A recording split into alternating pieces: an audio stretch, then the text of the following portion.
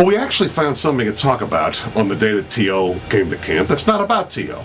Weird. It was hard. It wasn't easy to do, but we actually had a chance to visit with Tom Cable, one of the most intimidating people, being player or coach I've ever run across.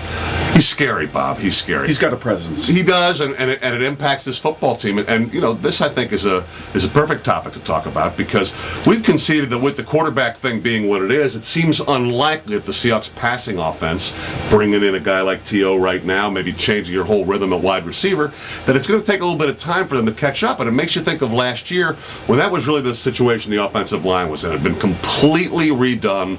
Remember Robert Gallery, some veterans like that had been brought in.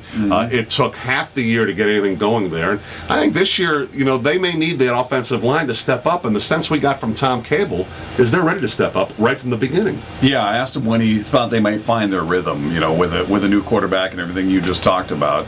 You know, is it the first game, second game, quarter of the way through the season? He said, this Saturday, 7:30. I think the game is at 7 o'clock. But he's going to give them a half an hour. He's going to give them a half hour to find their legs. He's going to give them a half an hour to figure things out.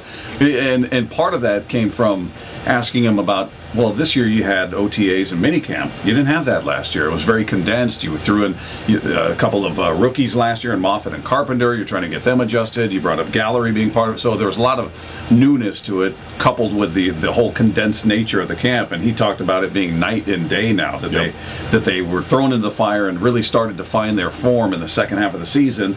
Then you bring that back, and you have OTAs and minicamp. He said they're so much further ahead that his expectation to be ready by a preseason game number one, which I don't think they will be, but it might be close.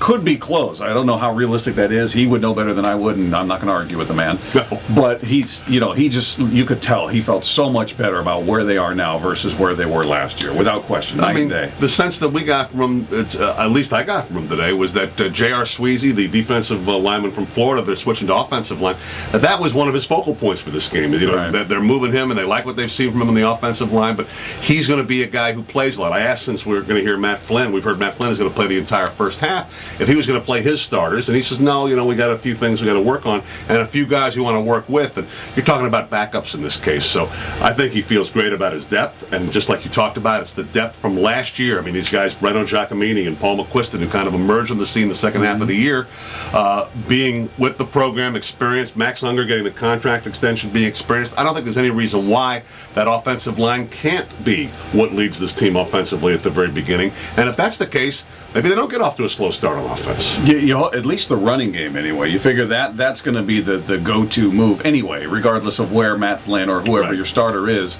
The go-to is going to be the running game, and that's going to be easier to run block than pass block for a lot of these guys. And the only question marks on that line really are health questions. Right. Moffitt, is he going to be healthy? Is Russell Okung going to be able to stay healthy? That's really it.